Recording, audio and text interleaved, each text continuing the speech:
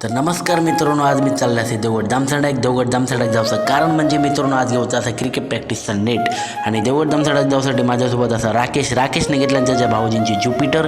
थोड्या वेळात जाऊन बदलत जाणवलीच्या पेट्रोल पंपावरती आणि पेट्रोल पंप ह्यो आमचा असा रोजचा पेट्रोल पंप.